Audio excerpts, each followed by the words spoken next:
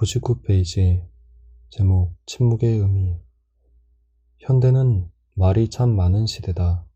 먹고 뱉어내는 것이 입의 기능이긴 하지만 오늘의 입은 불필요한 말들을 뱉어내느라고 그 어느 때보다도 많은 수고를 하고 있다. 이전에는 사람끼리 마주보며 말을 나누었는데 전자매체가 나오면서는 혼자서도 얼마든지 짓거릴 수 있게 되었다.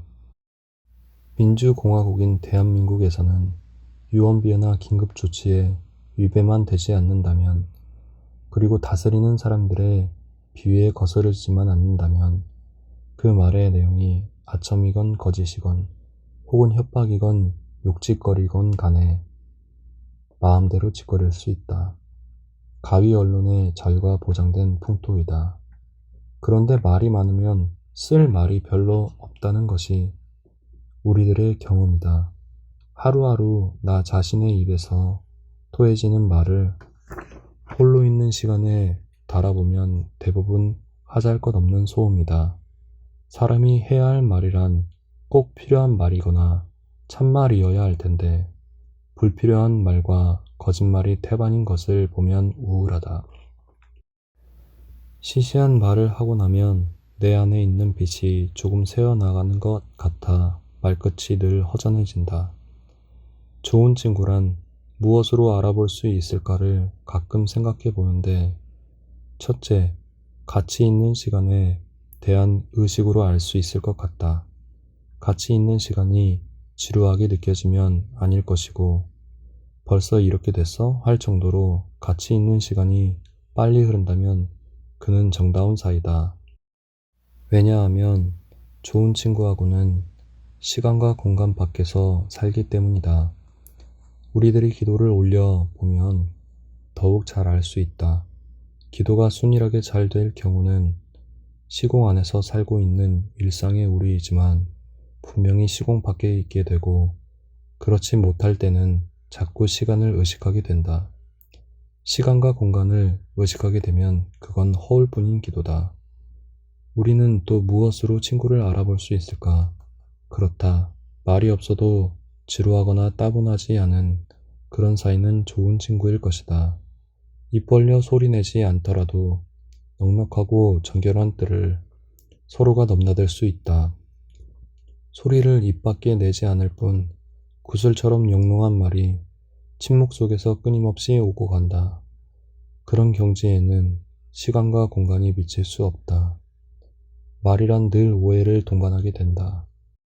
똑같은 개념을 지닌 말을 가지고도 의사소통이 잘 안 되는 것은 서로가 말 뒤에 숨은 뜻을 모르고 있기 때문이다. 엄마들이 아가의 서투른 말을 이내 알아들을 수 있는 것은 말소리보다 뜻에 귀 기울이기 때문이다.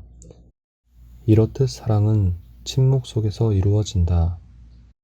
사실 침묵을 배경 삼지 않는 말은 소음이나 다를 게 없다. 생각 없이 불쑥불쑥 함부로 내뱉는 말을 주워보면 우리는 말과 소음의 한계를 알 수 있다. 오늘날 우리들의 입에서 토해지는 말씨가 지위고하를 막론하고 자꾸만 거칠고 천박하고 야비해져 가는 현상은 그만큼 내면이 헐벗고 있다는 증거일 것이다. 안으로 침묵의 조명을 받고 있지 않기 때문이다. 따라서 성급한 현대인들은 자기 언어를 쓸 줄 모른다. 정치 권력자들이, 탤런트들이, 가수가, 코미디언이 토해낸 말을 아무런 저항도 없이 그대로 주워서 흉내내고 있다. 그래서 골이 비어간다. 자기 사유마저 빼앗기고 있다. 수도자들에게 과묵이나 침묵이 미덕으로 여겨지는 것도 바로 그 점에 문제가 있기 때문이다. 묵상을 통해서 우리는 우리 안에 고여있는 말씀을 비로소 듣는다. 내면에서 들려오는 그 소리는 미처 편집되지 않은 성서다. 우리들이 성서를 읽는 본질적인 의미는 아직 활자화되어 있지 않은 그 말씀까지도 능히 알아듣고 그와 같이 살기 위해서가 아니겠는가. 아유일권경, 불인지묵성, 정계무일자, 상방대광명. 사람마다 한 권의 경전이 있는데 그것은 종이나 활자로 된 게 아니다. 펼쳐보아도 한 글자 없지만 항상 환한 빛을 발하고 있네. 불경에 있는 말이다. 일상의 우리들은 눈에 보이고 귀에 들리고 손에 잡히는 것으로서만 어떤 사물을 인식하려고 한다. 그러나 실체는 저 침묵처럼 보이지도 들리지도 잡히지도 않는 데에 있다. 자기 중심적인 고정관념에서 벗어나 허심탄회한 그 마음에서 큰 광명이 발해진다는 말이다. 참선을 하는 선원에서는 선실 안팎에 무건이라고 쓴 표지가 붙어 있다. 말을 말자는 것, 말을 하게 되면 서로가 전진에 방해되기 때문이다. 집단 생활을 하다 보면 때로는 시와 비를 가리는 일이 있다. 시비를 따지다 보면 집중을 할 수 없다. 선은 순수한 집중인 동시에 철저한 자기응시이다. 모든 시비와 분별 망상을 떠나서만 삼매의 경지에 들 수 있다. 말은 의사소통의 구실을 하지만 때로는 불필요한 잡음의 역기능도 하고 있다. 구시화문, 입을 가리켜 재앙의 문이라고 한 것도 그 역기능적인 면을 지적한 것이다. 어떤 선승들은 3년이고 10년이고 계속해서 무건을 지키고 있다. 그가 무건 중일 때는 대중에서도 그에게 말을 걸지 않는다. 수도자들이 이와 같이 침묵하는 것은 침묵 그 자체의 의미가 있어서가 아니다. 침묵이라는 여과 과정을 거쳐 오로지 참말만을 하기 위해서다. 침묵의 조명을 통해서 당당한 말을 하기 위해서다. 벙어리와 무건자가 다른 점이 바로 여기에 있다. 칼릴 지브라는 우리들이 해야 할 말을 목소리 속의 목소리로 귀 속의 귀에 하는 말이라고 했다. 사실 언어의 극치는 말보다도 침묵에 있다. 너무 감격스러울 때 우리는 말을 잃는다. 그러나 사람인 우리는 할 말은 해야 한다.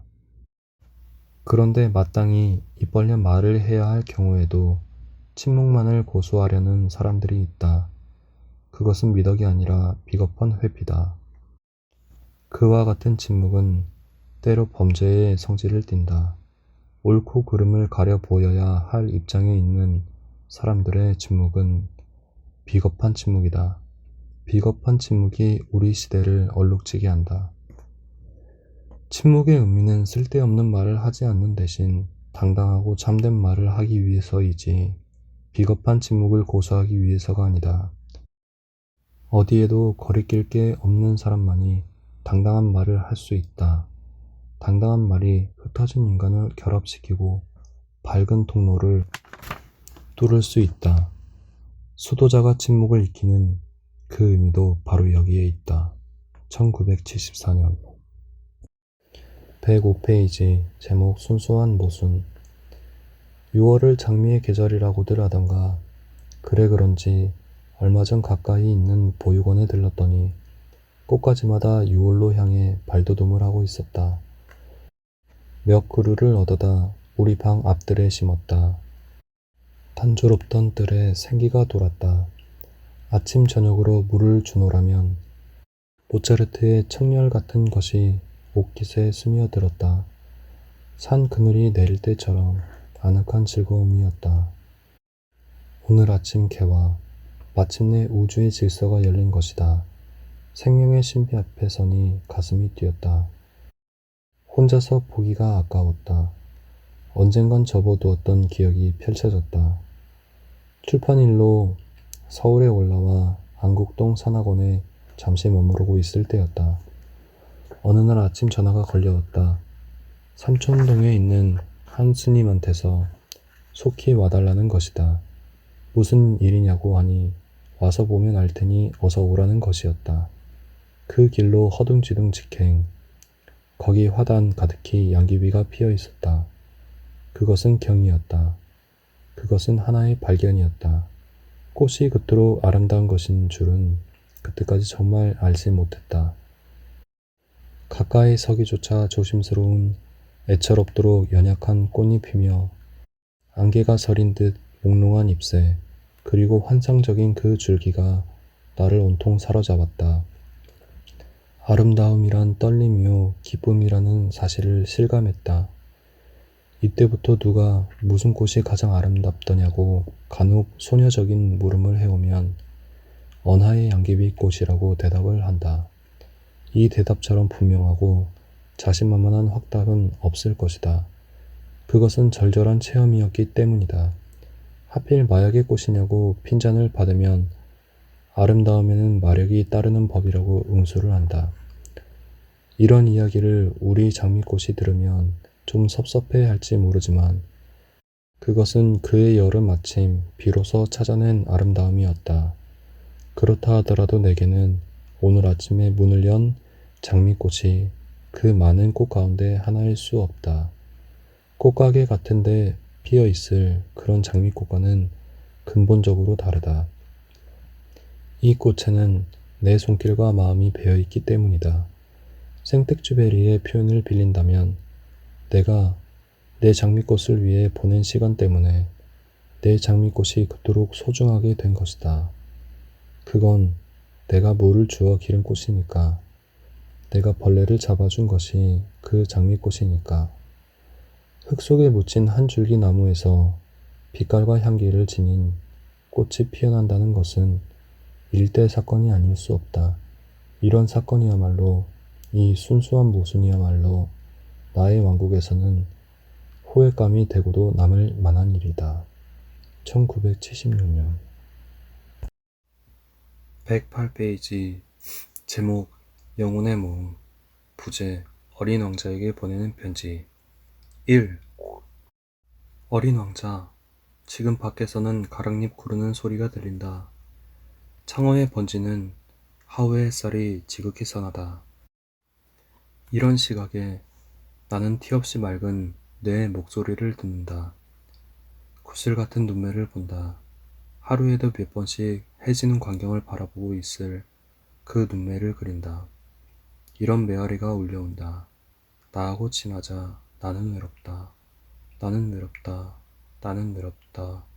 나는 외롭다. 어린 왕자, 이제 너는 내게서 무연한 남이 아니다. 한 지붕 아래 사는 낯익은 식구다. 지금까지 너를 20번도 더 읽은 나는 이제 새삼스레 글자를 읽을 필요도 없어졌다. 책장을 훌훌 넘기기만 해도 내 세계를 넘어다 볼 수 있기 때문이다. 행간에 쓰여진 사연까지도, 여백에 스며 있는 목소리까지도 죄다 읽고 들을 수 있게 되었다. 몇 해 전, 그러니까 1965년 5월, 너와 마주친 것은 하나의 해오였다. 너를 통해서 비로소 인간관계의 바탕을 인식할 수 있었고, 세계와 나의 촌수를 헤아리게 되었다. 그때까지 보이지 않던 사물이 보이게 되고, 들리지 않던 소리가 들리게 된 것이다. 너를 통해 나 자신과 마주친 것이다. 그때부터 나의 가난한 서가에는 너의 동료들이 하나둘 모여들기 시작했다. 그 아이들은 메마른 나의 가지에 푸른 수액을 돌게 했다. 솔바람 소리처럼 무심한 세계로 나를 이끌었다. 그리고 내가 하는 일이 곧 나의 존재임을 투명하게 깨우쳐 주었다. 더러는 그저 괜히 창문을 열 때가 있다. 밤하늘을 쳐다보며 귀를 기울인다. 방울처럼 울려올 내 웃음소리를 듣기 위해. 그리고 혼자서 웃음을 머금는다. 이런 나를 곁에서 이상히 여긴다면 내가 가르쳐준 대로 나는 이렇게 말하리라. 별들을 보고 있으면 난 언제든지 웃음이 나네. 2. 어린 왕자, 너의 아저씨 가로 열고 생특집에리 가로 닫고는 이렇게 말하고 있더라. 어른들은 숫자를 좋아한다. 어른들에게 새로 사귄 동무 이야기를 하면 제일 중요한 것은 도무지 묻지 않는다. 그분들은 그 동무의 목소리가 어떠냐, 무슨 장난을 제일 좋아하느냐, 나비 같은 걸 채집하느냐, 이렇게 묻는 일은 절대로 없다. 나이가 몇이냐, 형제가 몇이냐, 몸무게가 얼마나 나가느냐, 그의 아버지는 얼마나 버느냐. 이것이 그분들의 묻는 말이다. 그제서야 그 동물을 아는 줄로 생각한다. 만약 어른들에게 창틀에는 제라늄이 피어 있고 지붕에는 비둘기들이 놀고 있는 아름다운 붉은 벽돌집을 보았다고 말하면 그분들은 이 집이 어떻게 생겼는지 생각해내질 못한다. 1억 원짜리 집을 보았어 라고 해야 한다. 그러면 거참 굉장하구나 하고 감탄한다. 지금 우리 둘레에서는 숫자 노름이 한창이다. 두 차례 선거를 치르고 나더니 물가가 뛰어오르고 수출고가 예상보다 처지고 국민소득이 어떻다는 등 잘 산다는 것은 눈에 보이는 숫자의 단위가 많을수록 좋다는 것이다. 따라서 다스리는 사람들은 이 숫자에 최대 관심을 쏟고 있다. 숫자가 늘어나면 의시되고 줄어들면 마구 화를 낸다. 자기 목숨의 심지가 얼마쯤 남았는지는 무관심이면서 눈에 보이는 숫자에만 매달려 살고 있다. 그런데 이런 가시적인 숫자의 노름으로 인해서 불가시적인 인간의 영역이 날로 위축되고 메말라 간다는 데 문제가 있다. 똑같은 물을 마시는데도 소가 마시면 우유를 만들고 뱀이 마시면 독을 만든다는 비유가 있지만 숫자를 다루는 그 당사자의 인간적인 바탕이 문제다. 그런데 흔히 내노라 하는 어른들은 인간의 대지를 떠나 둥둥 겉돌면서도 그런 사실조차 모르고 있다. 어린 왕자, 너는 그런 사람을 가리켜 버섯이라고 했지? 그는 꽃향기를 맡아본 일도 없고 별을 바라본 일도 없고 누구를 사랑해 본 일도 없어. 더하기 밖에는 아무것도 한 일이 없어. 그러면서도 온종일 나는 착한 사람이다, 나는 착한 사람이다 하고 내고만 있어. 그리고 이것 때문에 잔뜩 교만을 부리고 있어. 그렇지만 그건 사람이 아니야, 버섯이야. 그래, 내가 여호와한테서 얻어 들은 비밀처럼 가장 중요한 것은 눈에는 보이지 않아. 잘 보려면 마음으로 보아야 한다. 사실 눈에 보이는 것은 빙산의 한 모서리에 불과해. 보다 크고 넓은 마음으로 느껴야지. 그런데 어른들은 어디 그래? 눈앞에 나타나야만 보인다고 하거든. 정말 눈뜬 장님들이지. 눈에 보이지 않는 세계까지도 꿰뚫어 볼 수 있는 그 슬기가 현대인에겐 아쉽다는 말이다. 3. 어린 왕자, 너는 단 하나밖에 없는 소중한 꽃인 줄 알았다가 그 꽃과 같은 많은 장미를 보고 실망한 나머지 풀밭에 엎드려 울었었지. 그때 여우가 나타나 길들인다는 말을 가르쳐 주었어. 그건 너무 잊혀진 말이라고 하면서 관계를 맺는다는 뜻이라고. 길들이기 전에는 서로가 아직은 몇천, 몇만의 흔해 빠진 비슷한 존재에 불과하여 아쉽거나 그립지도 않지만 일단 길을 들이게 되면 이 세상에서 단 하나밖에 없는 소중한 존재가 되고 만다는 거야. 내가 나를 길들이면 내 생활은 해가 돋은 것처럼 환해질 거야. 난 어느 발소리하고도 다른 발소리를 알게 될 거다. 내 발자국 소리는 음악이 되어 나를 굴 밖으로 불러낼 거야. 그리고 여호와는 아무 상관도 없는 밀밭이 어린 왕자의 머리가 금빛이라는 이 한 가지 사실 때문에 황금빛이 감도는 위를 보면 그리워지고 밀밭을 지나가는 바람 소리가 좋아질 거라고 했다. 그토록 절절한 관계가 오늘의 인간 촌락에서는 퇴색해 버렸다. 서로를 이해와 타산으로 이용하려 들거든. 정말 각박한 세상이다.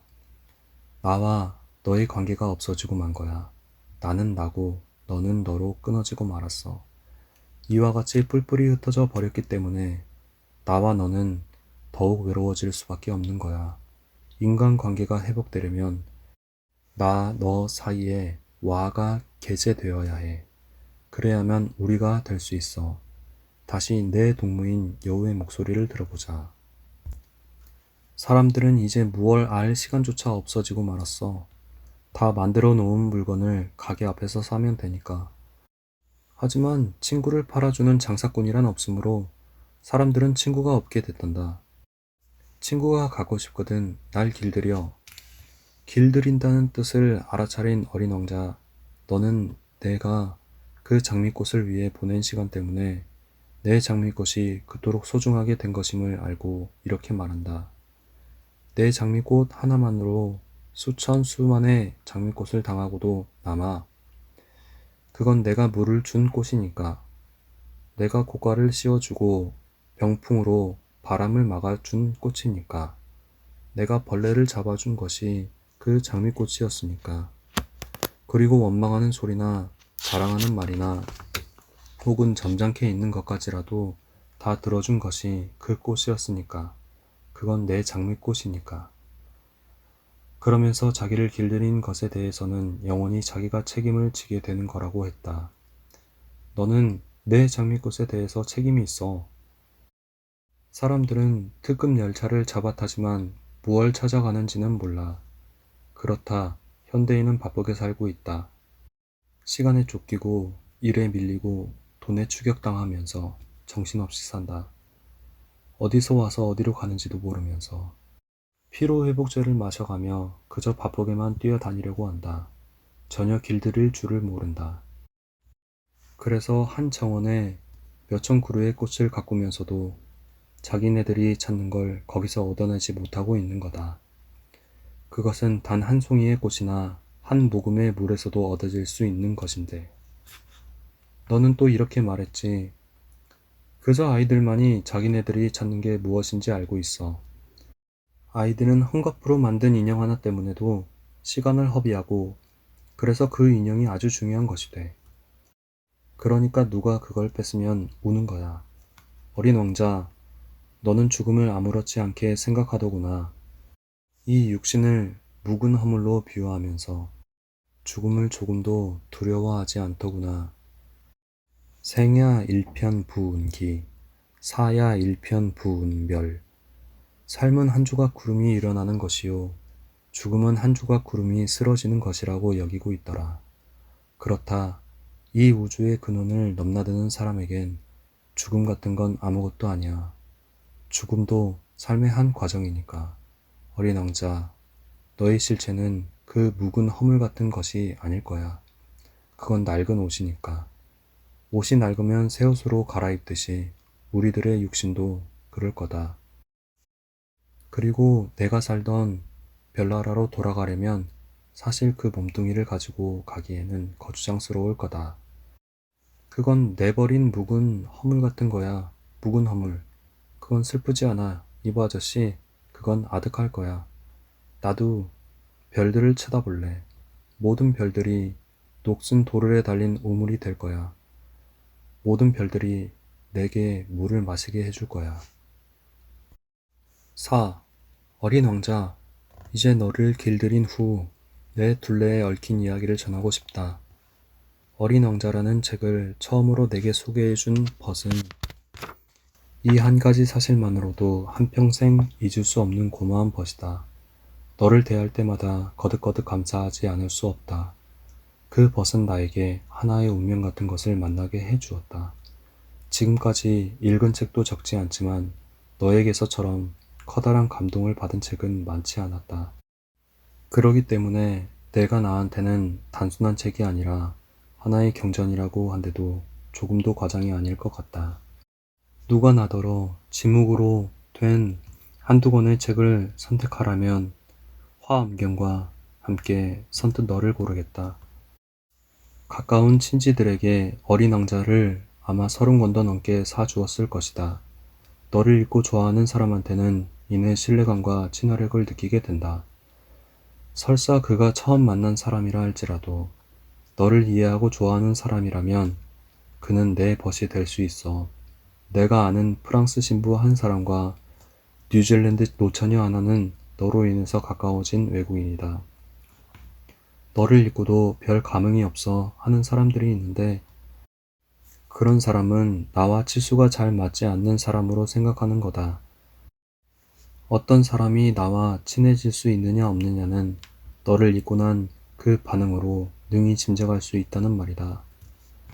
그러니까 너는 사람의 폭을 재는 한 가지의 자다. 적어도 나에게 있어서는. 그리고 내 목소리를 들을 때 나는 누워서 들어. 그래야 내 목소리를 보다 생생하게 들을 수 있기 때문이야.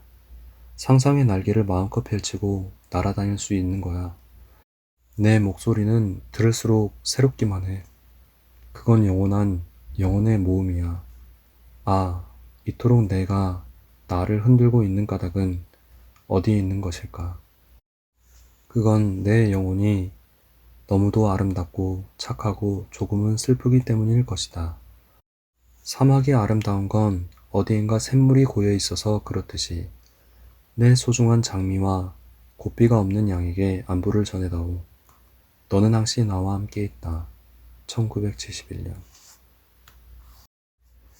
118페이지 제목 신시서울. 한동안 뜸하던 꾀꼬리 소리를 듣고 장마에 밀린 빨래를 하던 날 아침, 우리 달의원에 참외 장수가 왔다. 노인은 이고운 광주리를 내놓으면서 단 참외를 사달라는 것이다. 경내에는 장수들이 드나들 수 없는 것이 사원의 규칙으로 되어 있지만 모처럼 찾아온 노인의 뜻을 거절할 수 없어 일금 40원을 주고 2개를 샀다. 그런데 기이한 일이 일어났다. 돈을 받아준 노인은 돈에 대고 퇴퇴 침을 뱉는 것이 아닌가. 그 표정이 하도 엄숙하기로 차마 연유를 물어볼 수 없었다. 며칠 후 일주문 밖에서 그 참외 장수 할머니를 우연히 만났다. 왜 돈에 침을 뱉었느냐 물으니 그날에 마수거리여서 그랬다는 것이다.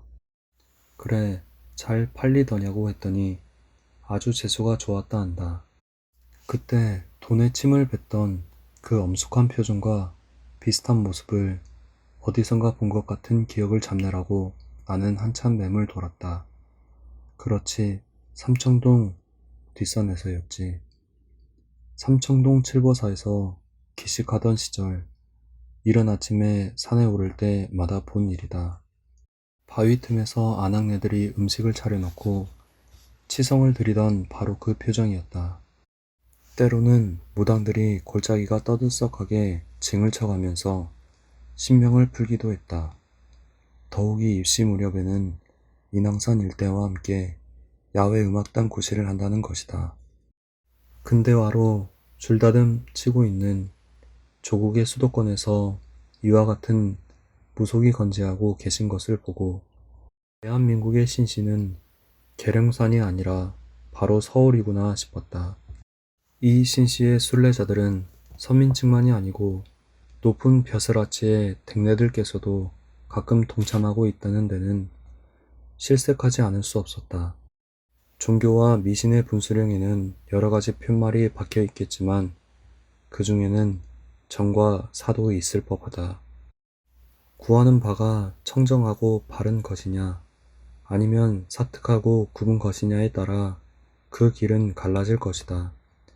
절간을 찾아온 사람들 중에도 사원을 예의 신시로 잘못 알고 오는 이가 더러 있다. 그런가 하면 어떤 불의의 승려들은 자기 본분을 망각한 채 관상을 보고 사주팔자를 곱작거리며 장명의 업을 버림으로써 엉뚱한 길로 오도하고 있다. 이런 경우 종교와 미신의 촌수는 실로 모호하게 된다. 이러한 소지가 남아있는 한 가짜 사기승은 얼마든지 나올 수 있다. 오늘 아침 그 노인이 또 나타났다. 이번에는 복숭아를 이고 왔다. 이러다가는 갈아주는 호의가 동업자로 변질되고 말 것 같다. 1969년 121페이지 제목 본래 무일물. 사람은 태어나면서부터 물건과 인연을 맺는다. 물건 없이 우리들의 일상생활은 이루어질 수 없다. 인간을 가리켜 만물의 영장이라 하는 것도 물건과의 상관관계를 말하고 있는 것이다. 내면적인 욕구가 물건과 원만한 조화를 이루고 있을 때 사람들은 느긋한 기지개를 켠다. 동시에 우리들이 겪는 어떤 성질의 고통은 이 물건으로 인해서임은 더 말할 것도 없다. 그 중에도 더욱 고통스러운 것은 물건 자체에서보다도 그것에 대한 소유관념 때문이다. 자기가 아끼던 물건을 도둑맞았거나 잃어버렸을 때 그는 괴로워한다. 소유관념이란 게 얼마나 지독한 집착인가를 비로소 체험하는 것이다. 그래서 대개의 사람들은 물건을 잃으면 마음까지 잃는 이중의 손해를 치르게 된다. 이런 경우 집착의 얽힘에서 벗어나 한 생각 돌이키는 회심의 작업은 정신위생상 마땅히 있음직한 일이다. 따지고 보면 본질적으로 내 소유란 있을 수 없다. 내가 태어날 때부터 가지고 온 물건이 아닌 바에야 내 것이란 없다. 어떤 인연으로 해서 내게 왔다가 그 인연이 닿으면 가버린 것이다. 더 극단적으로 말한다면 나의 실체도 없는데 그 밖에 내 소유가 어디 있겠는가. 그저 한동안 내가 맡아 있을 뿐이다. 울타리가 없는 산골의 절에서는 가끔 도둑을 맞는다. 어느 날 외딴 암자에 밤손님이 내방했다. 밤잠이 없는 노수님이 정랑을 다녀오다가 뒤곁에서 인기척을 들었다. 웬 사람이 지게에 짐을 지어놓고 일어나려다 말고 하면서 끙끙거리고 있었다. 뒤지에서 쌀을 한 가마 잔뜩 퍼내긴 했지만 힘이 붙여 일어나지 못하고 있었던 것이다.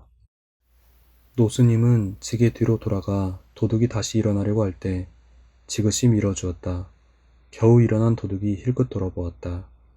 아무 소리 말고 지고 내려가게.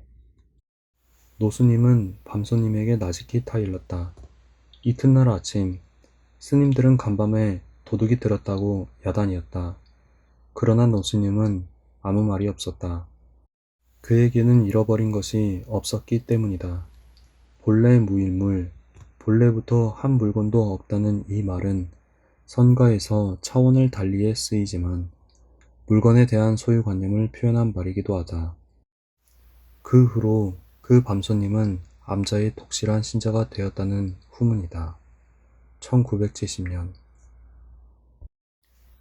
124페이지 제목 아직도 우리에겐 6월이 장마의 계절일 수만은 없다.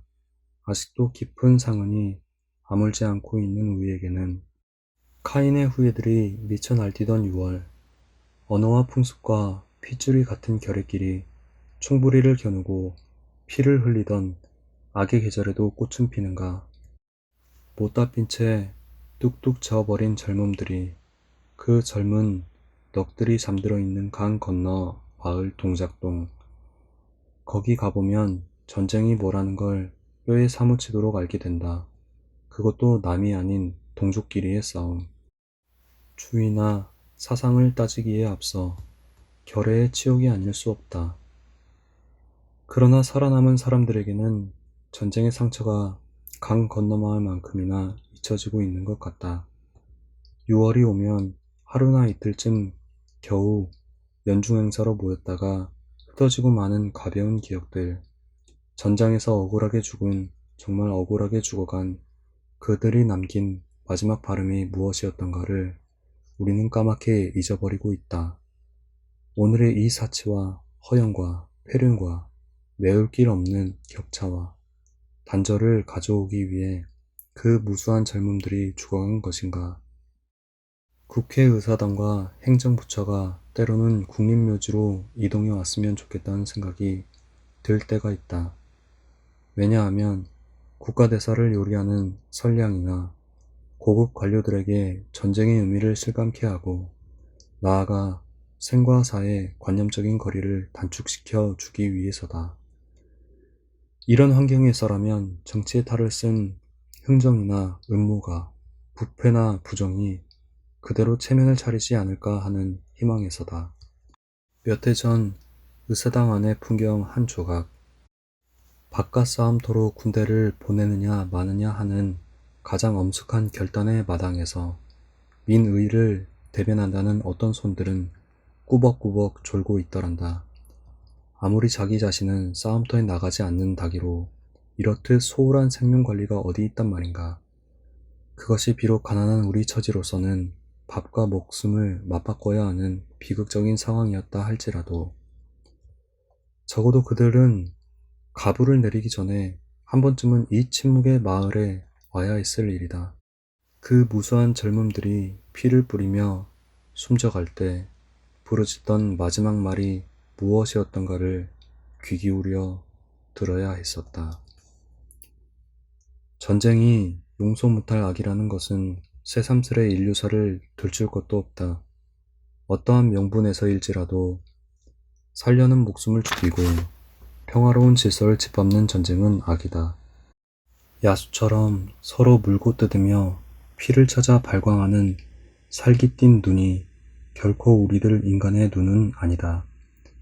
무심한 꽃은 핀다 하기로 6월이 장미의 계절일 수만은 없다. 아직도 우리 조국의 산하에서는 1970년 127페이지 제목 상면 아무개를 아느냐고 할 때 그 사람? 잘 알고 말고 나하곤 막역한 사이지. 거 학창시절엔 그렇고 그런 친군데 하면서 자기만큼 그를 잘 알고 있는 사람은 없다는 듯이 의시되는 사람이 간혹 있다. 그러나 남을 이해한다는 것처럼 어려운 것이 또 있을까? 다양하고 미묘한 심층을 지닌 인간을 어떻게 다 알 수 있단 말인가? 그래서 인간은 저마다 혼자다. 설사 칫솔을 같이 쓸 만큼 허물없는 사이라 할지라도 그는 결국 타인이다. 아무개를 안다고 할 때 우리는 그에 나타난 일부밖에 모르고 있다. 그런데 뜻하지 않은 데서 우리는 불쑥 그와 마주칠 때가 있다. 길가에 무심히 피어있는 이름 모를 풀꽃이 때로는 우리들의 발길을 멈추게 하듯이. 나는 적연선사를 생전에 뵌 일이 없다. 내가 입선하기 전에 선사는 이미 사바세계에서 인연을 거둔 뒤였기 때문이다. 시운을 가볍게 하기 위해 항상 누더기를 걸치고 생식을 했다는 선사. 하루 3시간밖에 잠을 안 자고 참선만을 했다는, 그리고 평생토록 산문밭 출입을 하지 않았다는 그가 어떤 분인지 남들이 전하는 말만 듣고서는 도무지 그 모습을 잡을 수 없었다. 그러다가 그 스님이 생전에 머무르던 암자에 갔을 때였다. 거기서 나는 뜻밖에도 선사와 마주쳤던 것이다.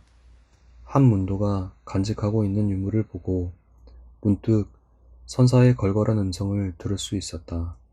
서글서글한 눈매며 늘씬한 허우대까지도 역력히 보았던 것이다. 이렇듯 선사와 상면하게 된 계기는 줄이다 해진 검은고와 손때가 밴 퉁소에서였다. 그때까지 나는 선사를 오해하고 있었던 것이다. 물기 없는 고목처럼 꼬장꼬장한 수도승. 인간적인 탄력이라고는 눈꽃만큼도 없는 카랑카랑한 목소리. 일에 대해서는 전혀 타협을 모르는 고집불통이었으리라고.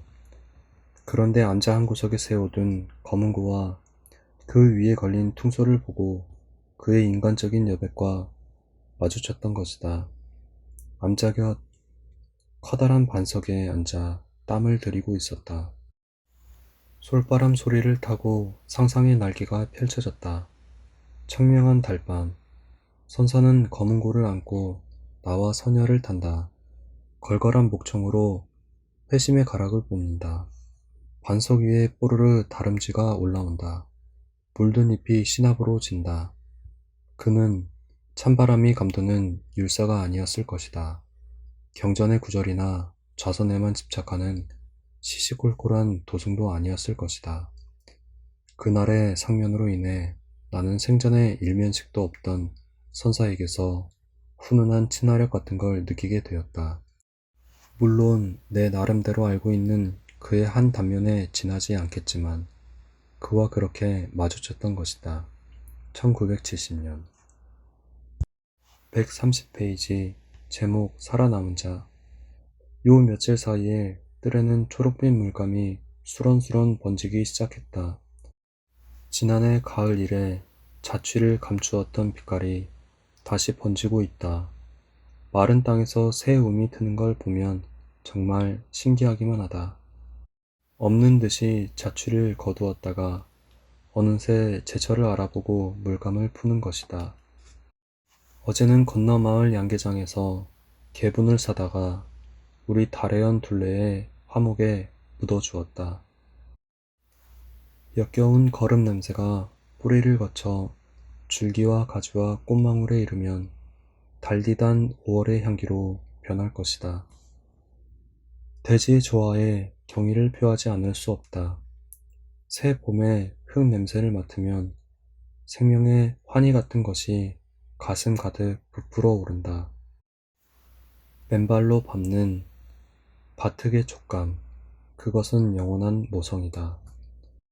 걸음을 묻으려고 흙을 파다가 문득 살아남은 자임을 의식한다. 나는 아직 묻히지 않고 살아남았구나 하는 생각이 들었다. 지난 겨울 춘천을 다녀오면서도 그런 걸 느꼈었다. 그때 어쩌다 맨 뒷자리 비상구 쪽이 배당받은 내 자리였다. 그 동네도 초만원인 망우리 묘지 앞을 지나오면서 문득 나는 아직도 살아남아 있구나 하는 생각이 들었던 것이다. 굳이 비상창구를 통해서 본 묘지가 아니더라도 지금 생존하고 있는 모든 사람들은 실로 살아남은 자들임에 틀림없다. 눈 한 번 잘못 팔다가는 달리는 차바퀴에 남은 목숨을 바쳐야 하는 우리 처지다.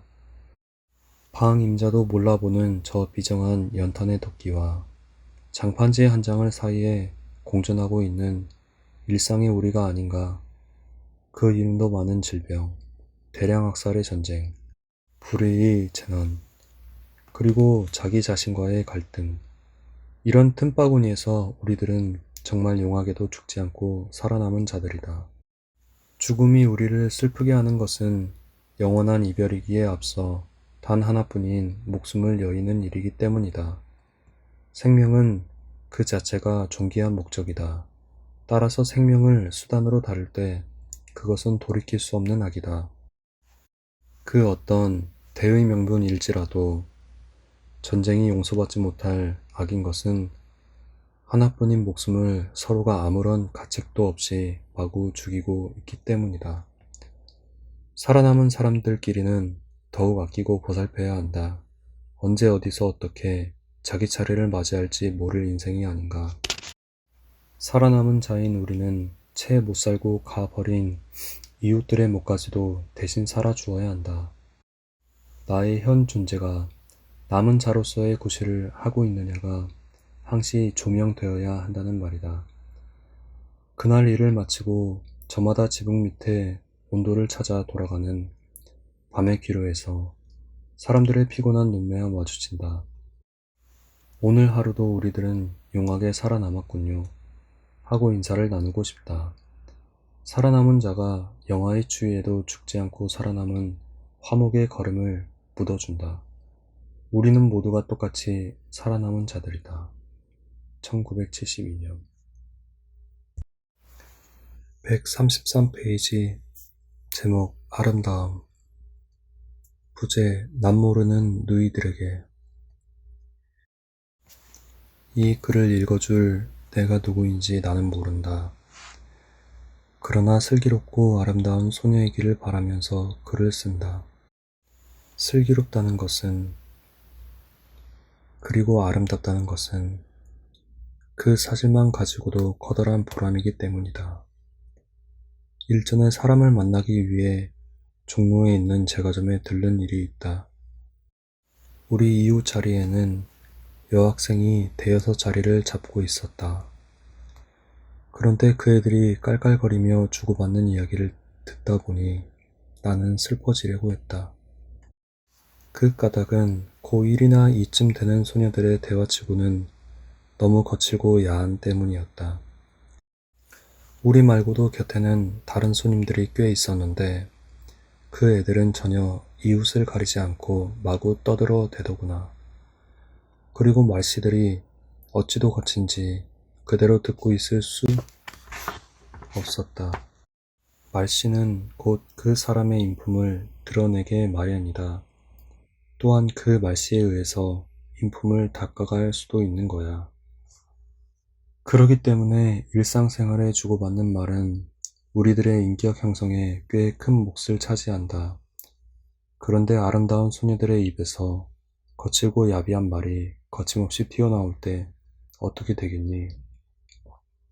꽃가지를 스쳐오는 바람결처럼 향기롭고 아름다운 말만 써도 다 못하고 죽을 우리인데 언젠가 버스 종점에서 여차장들끼리 주고받는 욕짓거리로 시작되는 말을 듣고 나는 하도 불쾌해서 그 차에서 내리고 말았다.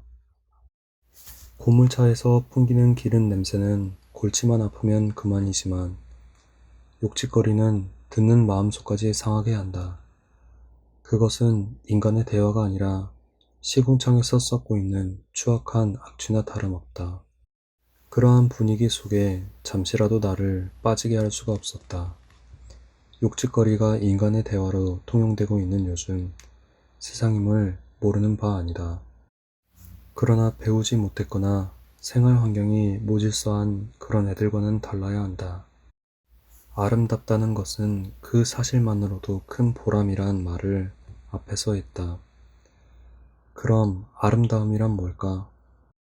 밖에서 문지르고 발라 그럴듯하게 치장해 놓은 게 아름다움은 물론 아니다. 그건 눈속임이지 그건 이내 지워지고 만다.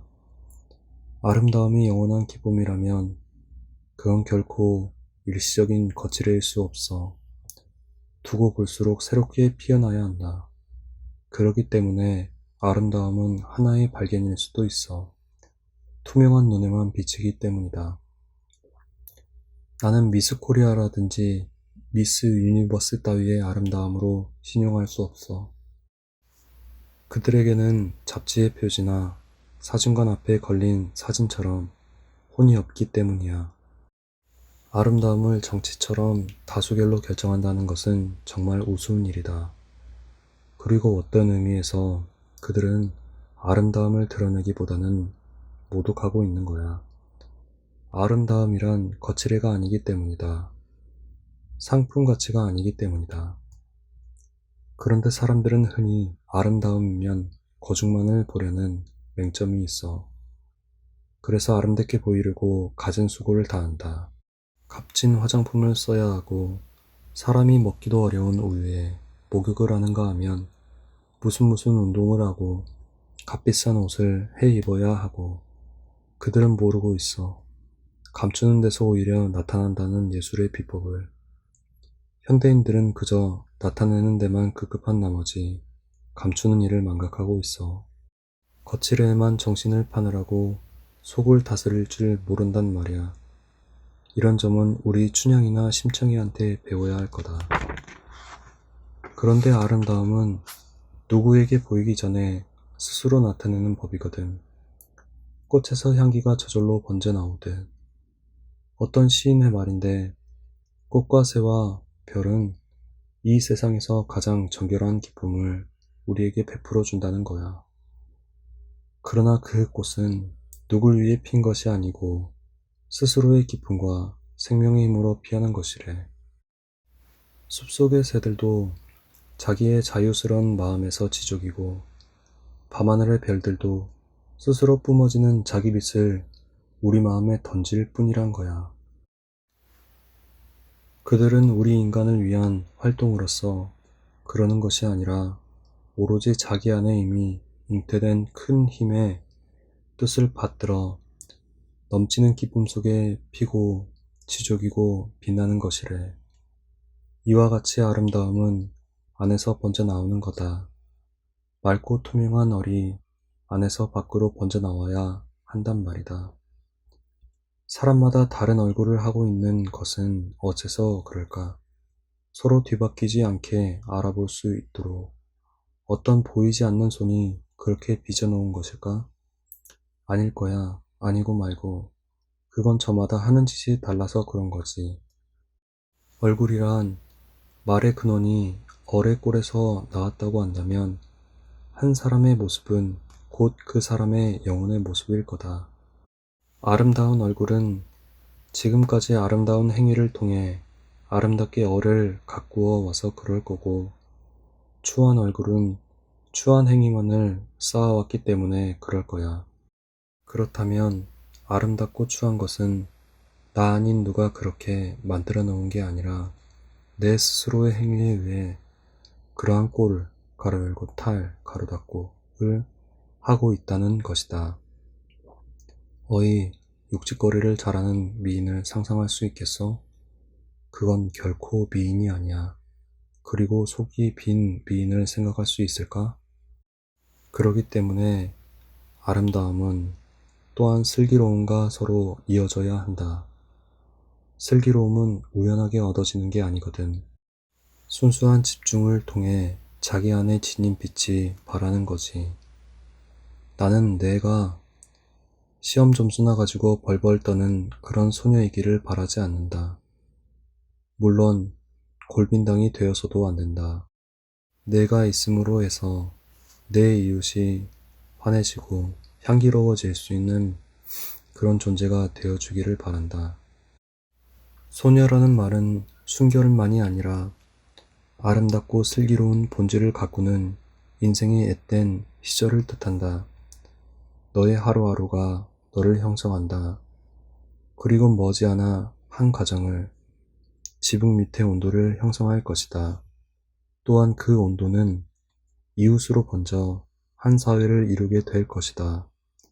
이렇게 볼 때 너의 있음은 절대적인 것이다. 없어도 그만인 그런 존재가 아니란 말이다. 누이야, 이 살벌하고 어두운 세상이 너의 그 청청한 아름다움으로 인해서 살아갈 만한 세상이 되도록 부디 슬기로워지거라. 내가 할 일이 무엇인가를 찾아라.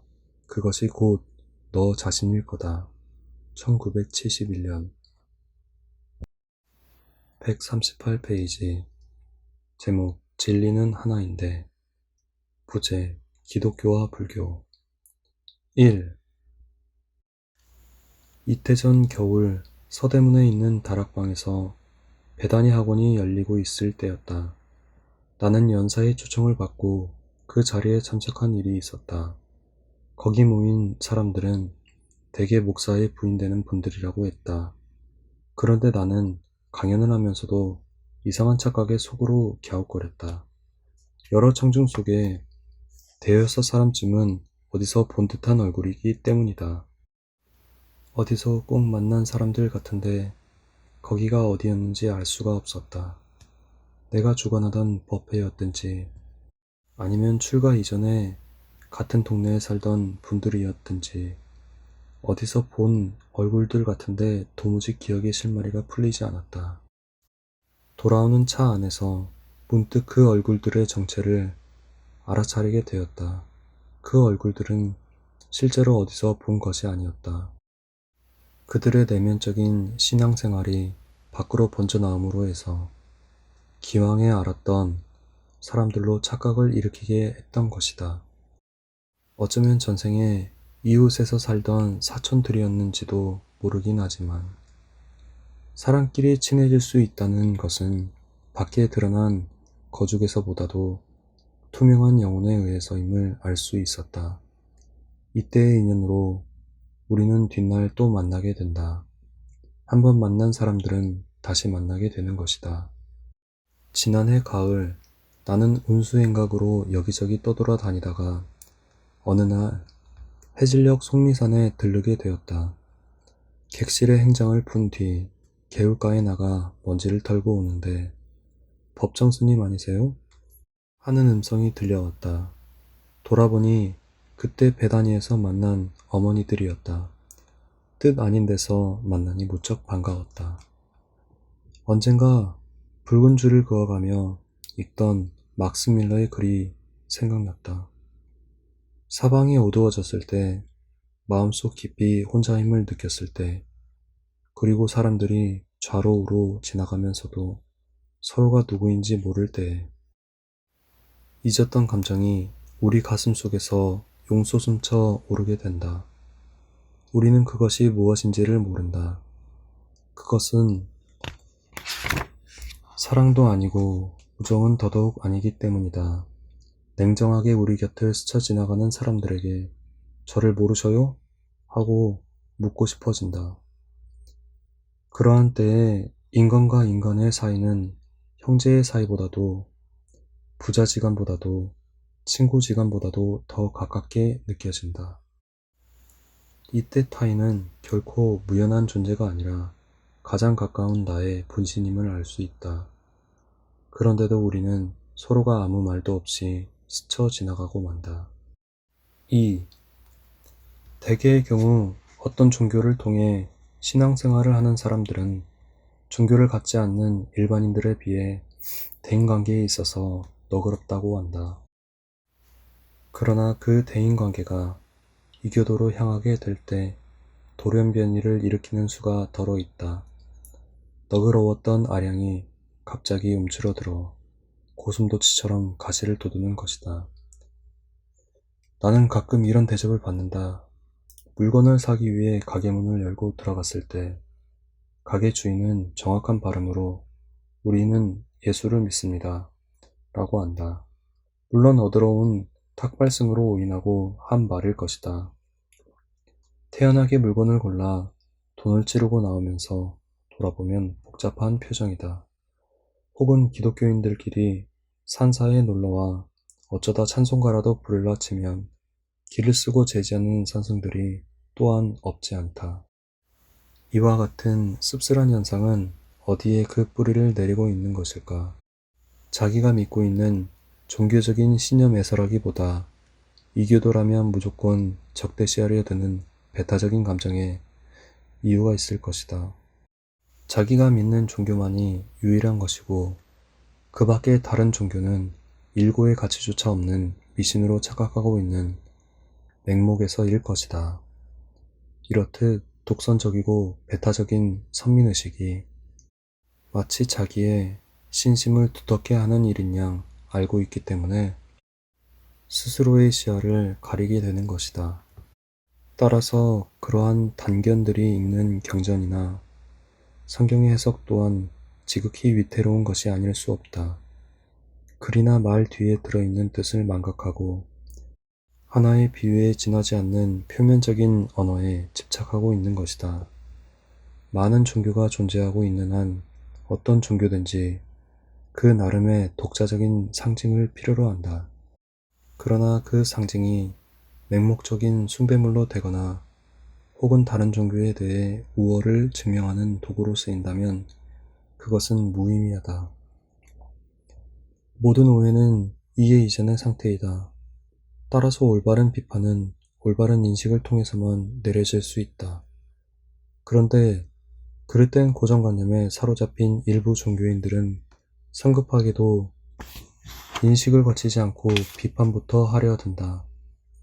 물론 인식이 없는 비판이란 건전한 비판일 수 없는 것이지만 우리들이 진정으로 자기 종교의 본질을 알게 된다면 저절로 타 종교의 본질도 알게 될 것이다. 이전까지 기독교와 불교도 사이에 바람직한 대화의 길이 트이지 못한 그 원인을 찾는다면 상호 간의 독선적인 아집으로 인한 오해에 있었을 것이다. 출세간적인 사랑은 편애가 아니고 보편적인 것이다. 보편적인 사랑은 이교도를 포함한 모든 이웃에 미치지 않을 수 없다. 내가 즐겨 읽는 요한의 첫째 편지에는 이런 구절이 있다. 하느님을 사랑한다고 하면서 자기 형제를 미워하는 사람은 거짓말쟁이입니다. 보이는 자기 형제를 사랑하지 않는 사람이 어떻게 보이지 않는 하느님을 사랑할 수 있겠습니까? 하느님을 부처님으로 바꿔 놓으면 사이비 불교도들에게 해당될 적절한 말씀이다. 가끔 이런 생각을 해볼 때가 있다. 오늘날 만약 예수님과 부처님이 자리를 같이 한다면 어떻게 될까? 그릇된 고정관념에 사로잡혀 으르렁대는 사이비 신자들과는 그 촌수가 다를 것이다. 모르긴 해도 의기가 상통한 그들은 구태여 입을 벌려 수인사를 나눌 것도 없이 서로가 잔잔한 미소로서 대할 것만 같다. 그들의 시야는 영혼에 닿아 있기 때문에 그들의 마음은 하나로 맺어져 있을 것이기 때문이다. 3. 모든 오해는 저마다 자기 집에만 갇혀 있는 데서 오게 마련이다. 굳게 닫았던 문을 열고 만나 이야기를 나누면 서로가 형제임을 마음속으로부터 느끼게 된다. 최근에 종교인들끼리의 모임이 활발해지면서부터는 종래 편견에 사로잡힌 이해 이전의 상태가 많이 해소되고 있다. 무엇보다 만나서 서로 이야기를 나눈다는 사실이 소중하다. 만나지 않고는 이야기를 나눌 수 없다. 또한 이야기를 통해서 비로소 우리는 만나게 된다. 만남은 일종의 계안일 수 있다. 왜냐하면 만나 이야기함으로써 오해의 장막이 걷히고 인식의 지평이 열리기 때문이다. 지금까지 보이지 않던 영역이 보이고 들리지 않던 소리가 들리는 것이다. 그리고 우리는 저마다 외롭게 떠 있는 섬이 아니라 같은 대지에 맺어져 있는 불가분의 존재임을 인식하게 될 것이다. 리그 베다에 이런 구절이 나온다. 하나의 진리를 가지고 현자들은 여러 가지로 말하고 있다. 여러 종교를 두고 생각할 때 음미할 만한 말씀이다. 사실 진리는 하나인데 그 표현을 달리하고 있을 뿐이다. 나는 가끔 성경을 읽으면서 느끼는 일이지만 불교의 대장경을 읽는 듯한 착각을 일으키는 수가 있다. 조금도 낯설거나 이질감을 느낄 수 없다. 또한 기독교인이 빈 마음으로 대장경을 읽을 때도 마찬가지일 것이다. 문제는 그릇된 고정관념 때문에 빈 마음의 상태에 이르지 못한 데서 이해가 되지 않고 있을 뿐이다. 마하트마 간디의 표현을 빌리면 종교란 가지가 무성한 한 그루의 나무와 같다. 가지로 보면 그 수가 많지만 줄기로 보면 단 하나뿐이다. 똑같은 히말라야를 가지고 동쪽에서 보면 이렇고 서쪽에서 보면 저렇고 할 따름이다. 그러므로 종교는 하나에 이르는 개별적인 길이다.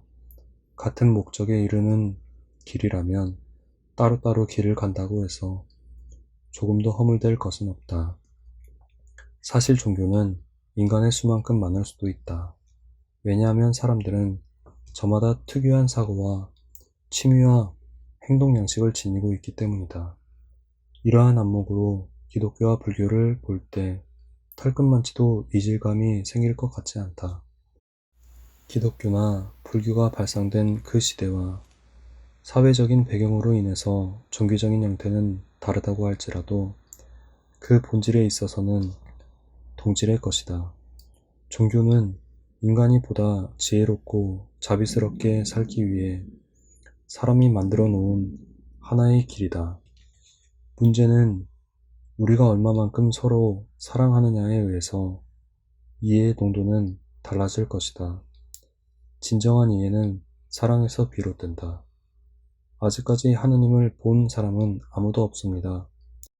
그러나 우리가 서로 사랑한다면 하느님께서는 우리 안에 계시고 또 하느님의 사랑이 우리 안에 완성될 것입니다. 가로 열고 요한의 첫 번째 편지 4장 12절 가로 닫고 1971년 146페이지 제목 소음기행 오늘날 우리들의 나날은 한마디로 표현해 소음이다. 주간지, 라디오, 텔레비전 등 대중매체는 현대인들에게 획일적인 속물이 되어달라고 몹시도 부챈다. 뿐만 아니라 우리들의 입술에서도 언어를 가장한 소음이 지칠 줄 모르고 펑펑 쏟아져 나온다. 무책임한 말들이 제멋대로 범람하고 있다. 그래서 우리들은 진정한 자기 언어를 갖지 못하고 있다. 모두가 시장이나 전장에서 통용됨직한 비리고 살벌한 말뿐이다. 맹목적이고 범속한 추종은 있어도 자기 신념이 없기 때문일까? 이렇게 해서 현대인들은 서로가 닮아간다. 동작뿐 아니라 사고까지 범속하게 동질화되고 있다. 다스리는 쪽에서 보면 참으로 편리할 것이다. 적당한 물감만 풀어놓으면 우르르 몰려들어 허우적거리는 무리를 보고 쾌재를 부를 것이다. 소음에 묻혀 허우적거리는 우리들은 접촉의 과소에서가 아니라 오히려 그 과다에서 인간적인 허탈에 빠지기 쉽다. 계절이 바뀌어도 뿌리를 내리지 못한 채 끝없이 방황한다. 잿빛 소음에 묻혀 생명의 나뭇가지가 시들어간다. 그러한 대지에 가을이 오니 그래도 마른 바람 소리가 수렁거렸다. 뒷전으로가 아니라 옆구리께로 스치는 그 소리를 들으니 문득 먼 길을 떠나고 싶은 묵은 병이 슬금슬금 고개를 들었다. 그날로 털고 나섰다. 서라벌. 그렇다. 신라로 가자. 불국사 보건공사의 현장을 언제부터 한번 가보고 싶었다. 동대문 고속버스 정류장에서 경주행을 탔다. 자릴 거라 나는 간다. 소음의 도시여. 제3 한강교를 벗어나자 천장의 스피커에서 음악이 흘러나온다.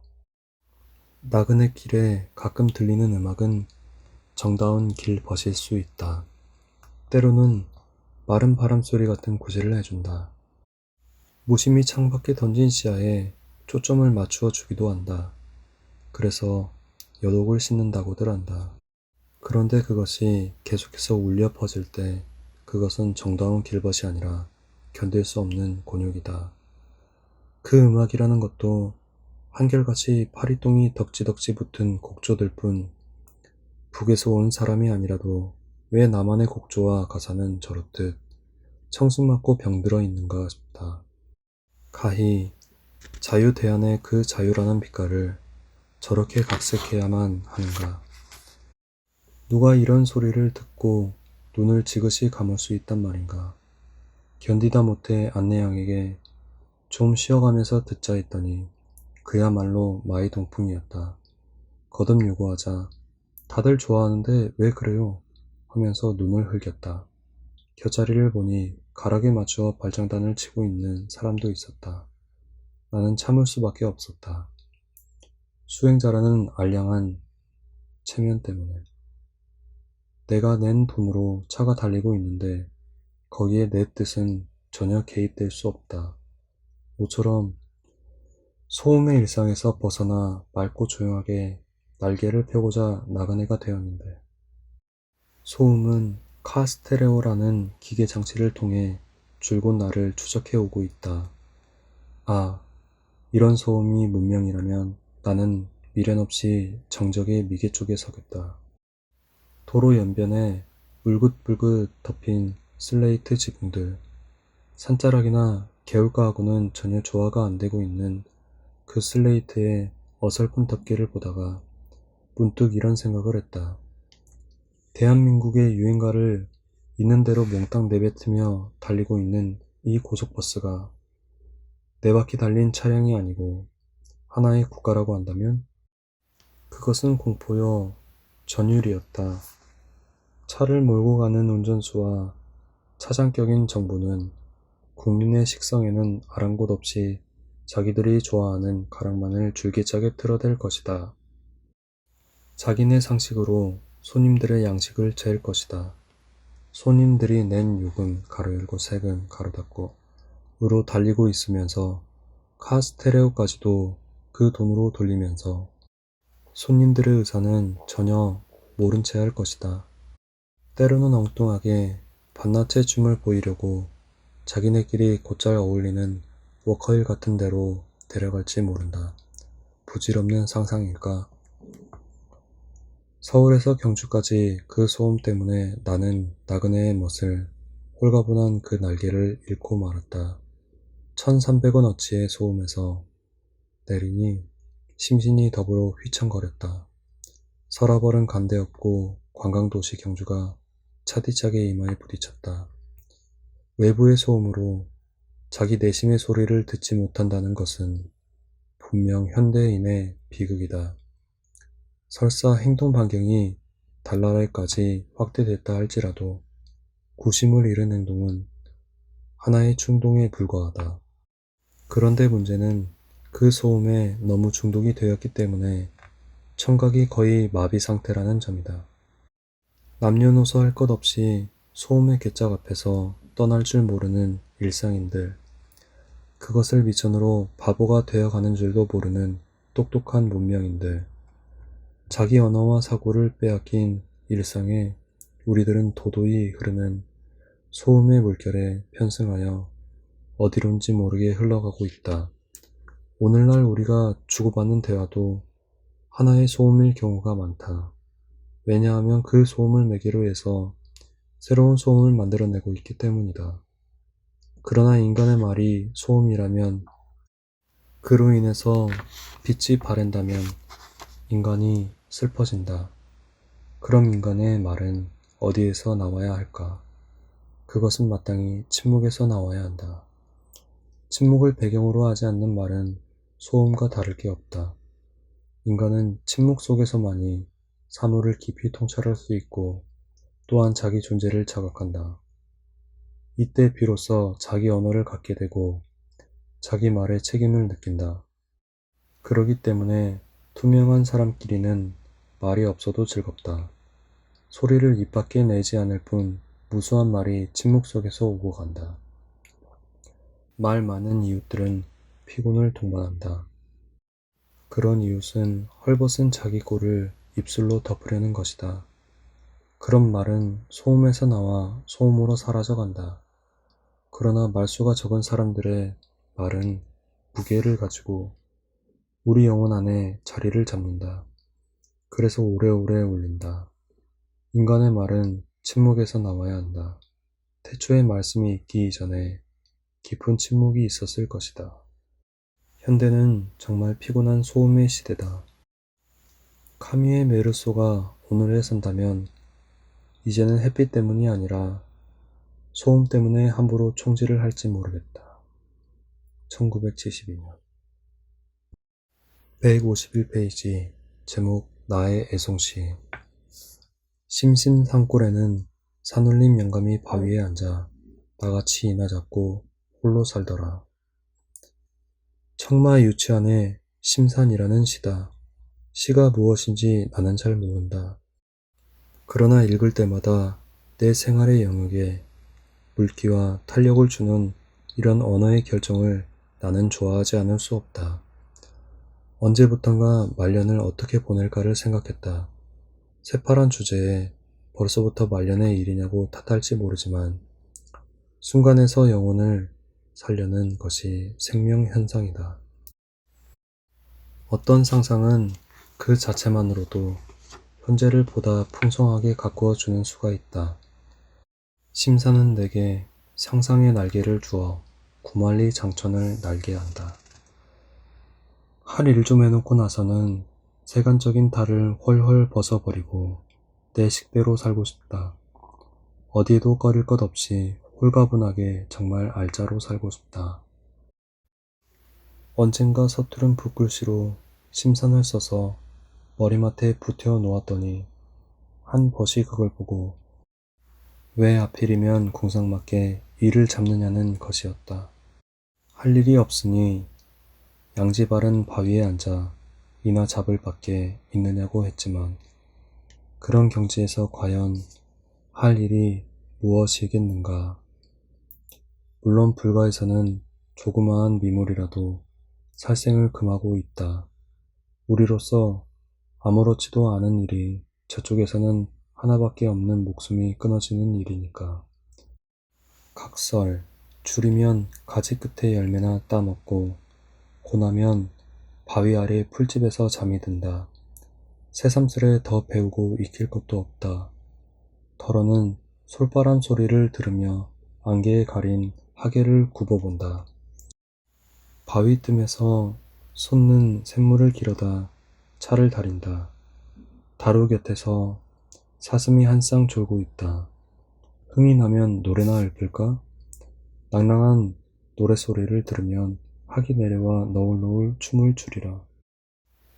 인적이 미치지 않은 심산에서는 거울이 소용없다. 둘레의 모든 것이 내 얼굴이요 모습일 테니까. 인력도 필요 없다. 시간 밖에서 살 테니까. 혼자이기 때문에 아무도 나를 얽매이지 못할 것이다. 홀로 있다는 것은 순수한 내가 있는 것. 자유는 홀로 있음을 뜻한다. 아무것도 가진 것 없이, 어디에도 꺼릴 것 없이, 산울림 영감처럼 살고 싶네. 태고의 정적 속에서 산신령처럼 무료히 지내고 싶네. 1972년 154페이지 불교의 평화관 1. 휴전선을 사이에 두고 사실상 전쟁 상태에 놓여있는 우리 현실을 돌아볼 때에 불안의 그림자는 이구석 저구석에 도사리고 있다. 정치를 업으로 삼고 있는 세계의 헤비급 챔피언들이 지구가 좁다는 듯이 사방으로 분주하게 뛰고 내닫는 것도 오로지 세계 평화를 유지하기 위한 안간힘으로 볼 수 있다.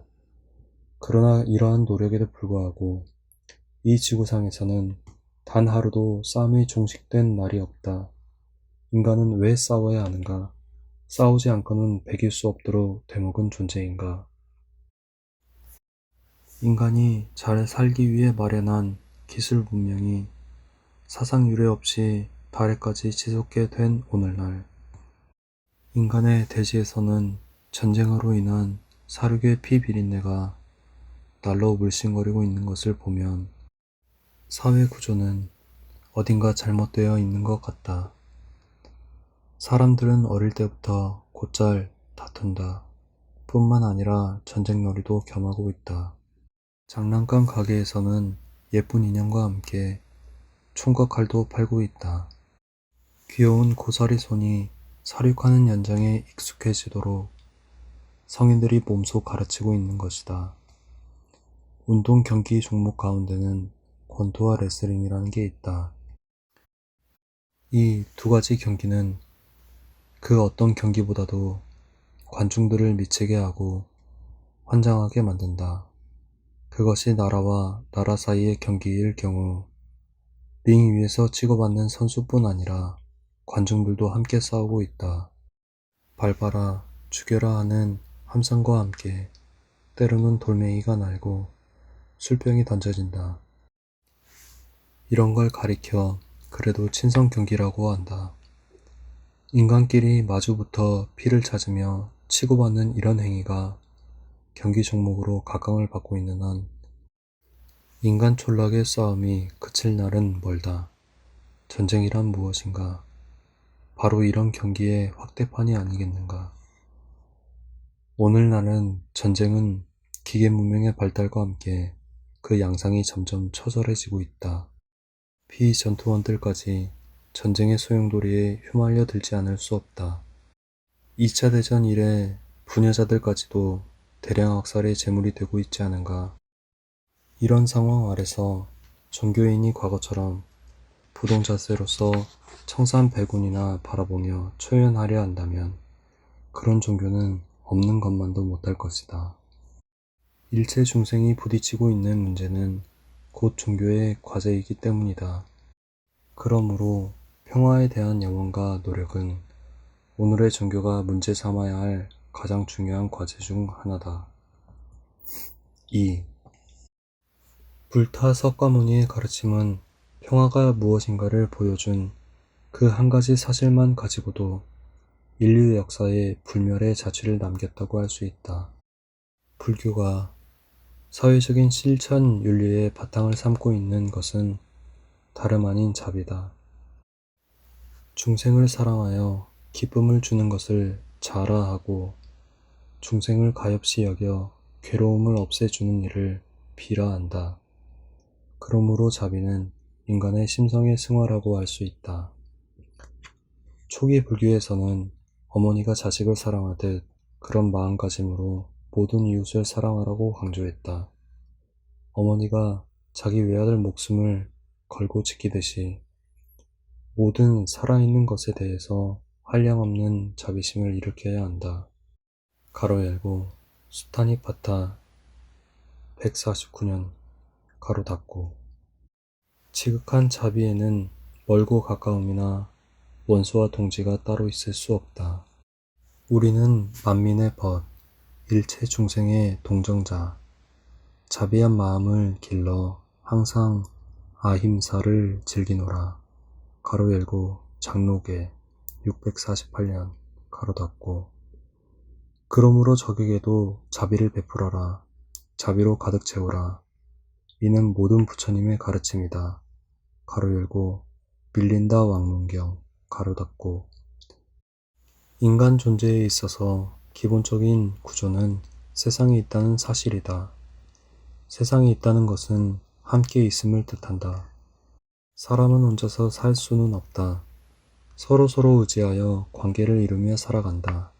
그러기 때문에 저쪽의 불행이 내게 무연하지 않다. 이것이 있으므로 저것이 있고 저것이 없으면 이것도 없다는 말은 인과관계의 원리이지만 그것은 또한 모든 존재의 실상이기도 하다. 초기 교단에서는 국가 권력을 향해 전쟁을 포기하도록 여러 가지로 노력했었다. 원한은 원한에 의해 해결될 수 없다. 원한을 버림으로써 그것은 풀린다고 했다. 마가다의 아사세 왕이 이웃나라 밧지족을 공격하려고 부처님에게 의견을 물었을 때 부처님은 여러 가지 저쪽 상황을 물은 뒤 무익한 전쟁을 만류하면서 이렇게 말했다. 정치란 죽이지 않고 해치지 않으며 이기지 않고 적에게 이기도록 하지도 않으며 슬프게 하지 않고 법답게 다스려야 합니다.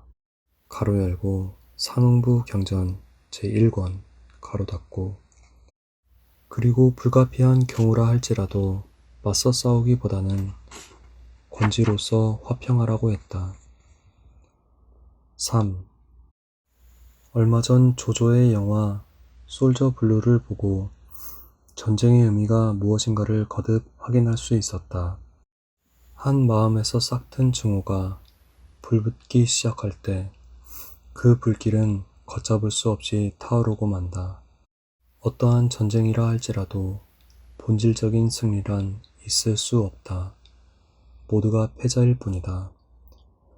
어리석은 증오심과 부질없는 탐욕에 스스로 타서 죄가 되고 마는 것이다. 세상의 움직임이란 외형적인 현상으로 이루어지는 것은 아니다. 인과관계로 이어지는 연기의 논리를 빌리지 않더라도 세상의 흐름은 근원적으로 각 개인의 동정과 직결되어 있다. 그러므로 그 세계 안에 살고 있는 개인의 사고방식이나 행동은 곧 그 세계를 형성하게 마련이다. 더구나 영향력을 가진 세계적인 정치가의 동작은 그만큼 큰 반응을 초래한다. 그들이 세계 평화를 위해 노력하고 있는 것은 영화 솔저 블루를 당사국인 미국에서 만들어낸 일만큼이나 다행한 일이다. 그러나 근본적인 노력은 그들의 마음에서부터 탐욕과 분노와 무지를 씻어버리는 일이다. 이기적이고 자기중심적인 고정관념에서 벗어나 함께 살고 있는 이웃에게 자비와 지혜를 베푸는 일이어야 한다. 국제 간의 경제적인 균등한 분배 없이는 그 어떤 평화도 없다. 과거 평화를 깨뜨린 원인들을 상기해 볼 때 절대 다수의 뜻에서가 아니라 소수의 지배계층의 행동 양식이 결정적인 구실을 했다. 더구나 핵무기가 등장한 현대전의 결과는 어느 쪽에도 승리란 있을 수 없게 됐다. 인간에게 지혜가 절실히 요구되고 있는 까닭이 바로 여기에 있다. 평화의 적은 어리석고 옹졸해지기 쉬운 인간의 그 마음에 있다. 또한 평화를 이루는 것도 지혜롭고 너그러운 인간의 그 마음에 달린 것이다. 그래서 평화란 전쟁이 없는 상태이기보다는 인간의 심성에서 유출되는 자비의 구현이다. 우리는 물고 뜯고 싸우기 위해 태어난 것이 아니다. 서로 의지해 사랑하기 위해 만난 것이다. 1971년. 감사합니다.